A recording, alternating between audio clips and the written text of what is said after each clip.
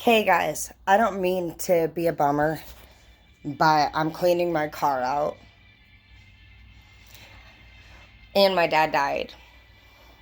And I know I keep telling you guys that, but it's like, it just keeps hitting me over and over. I really loved him.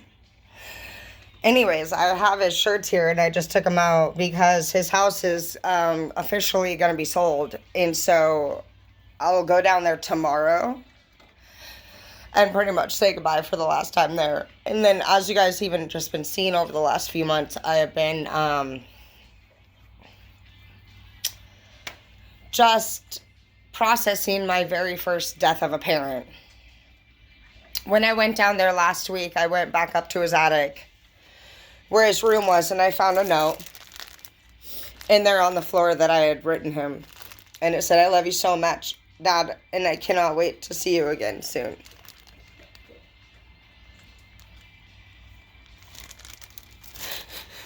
And here's a couple of his shirts, guys. And they have his dirt on them, you know what I mean? He was always just working in the dirt. He always just loved to be working hard. And I could smell his shop, and I could just smell my dad.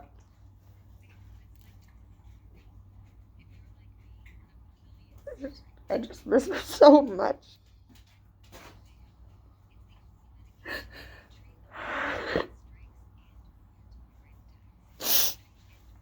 Anyways, when I took off to Alaska,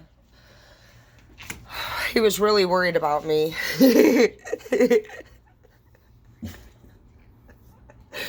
What kind of dad wouldn't be? His fucking beautician teacher daughter literally jets off out of nowhere. All I did was I applied for the position, and then I uploaded a picture of the globe onto my Facebook, and I said, "Big things happening." And I dipped off to Alaska out of nowhere. I told the work that I was at I had a medical condition and I had to leave suddenly. Anyways, I bought my dad this coat. It says full-time Northern Glacier on it. This coat was 350 bones, you know. I wasn't sure if he would like it or not. But when I went to his house the week that he died, this coat was it was laying on his bed. And he had been wearing it the whole time. Which made me feel really happy that he liked it. My dad passed away from a fentanyl overdose, and I say this with respect to my dad. But I put this out there to help anybody who's going through that kind of addiction. I didn't know. And we don't use that in my family. You know, we're pretty much like, if we were going to do anything, we'd do either Mary Jane or we'd probably do an upper. So it basically came to me as a big surprise. I knew that he had looked different. And I'll take this now as a lesson learned always. That when you see somebody just come around you and they look completely different, like really different. Like, because we've seen different stuff change people's lives and looks. But this F stuff, man, holy macadizzle. Unbelievable change. Anyways, I see now the signs and the different things that he was trying to let me know. And I miss him each and every day. But I just want y'all to know that you are missed and you are very loved. And even I myself am an addict.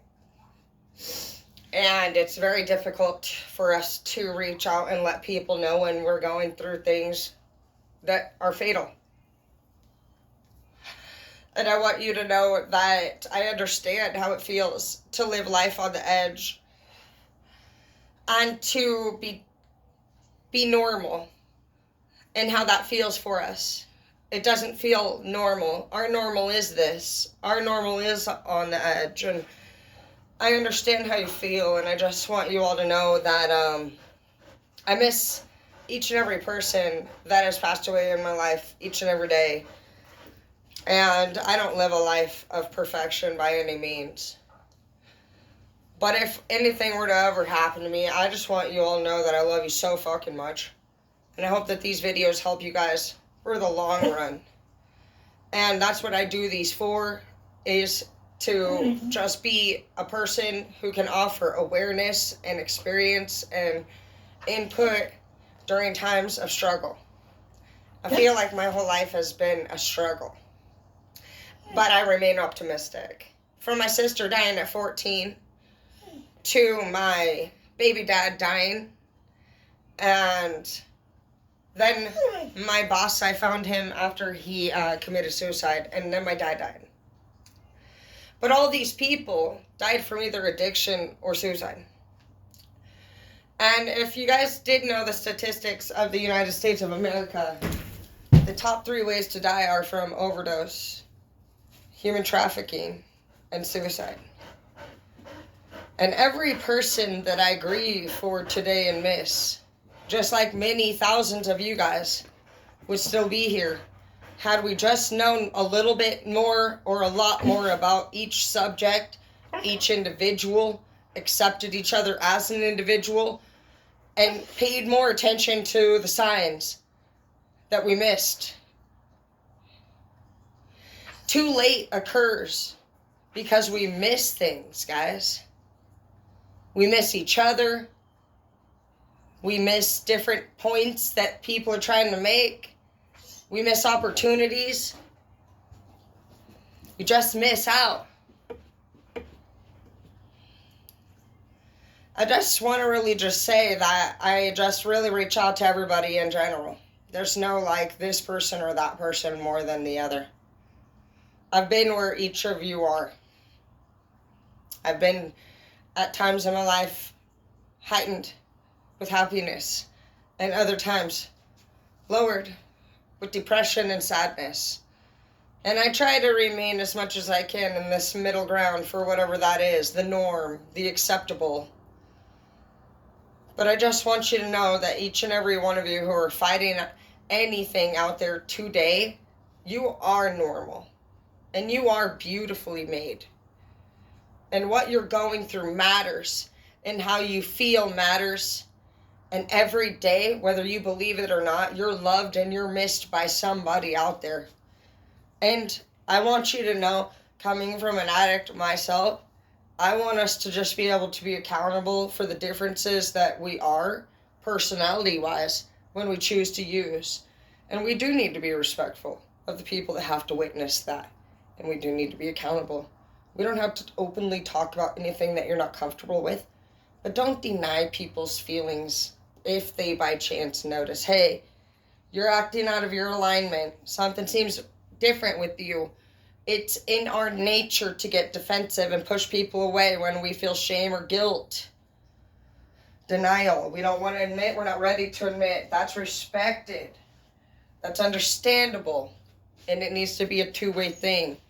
We need to have the people that are on the good side of the fence understand that these people over here are struggling with shame, guilt, pain, fear, doubt, insecurities. And these people over here are struggling with anger, rage. They're scared. They're fearful. Are my people going to be okay? I don't know when you're ever going to be alive. You know, like it's all understandable. But as soon as we just understand where we all fucking play a part in each other's lives, we can accept that. And we can do something about the things that we don't understand. We can learn how to understand it. We can all learn that if it's not moving forward, then we don't understand it quite correctly. Instead of trying to force things, we need to look at it from a different perspective. Things need to be more natural. They need to be more convenient for all people, not forced. People need to feel comfortable being themselves and expressing who they are without judgment. Because if they can't, their lives are on the line. And that's what this channel is about. It's a lot of also goofiness, and you never know what I'm going to do. I have not been diagnosed with multi-personality disorder, but I maybe should have been. And I love you all. But just know that I reach out to you from my soul, from my heart, from my life. And I'm here for you, okay? Homie love.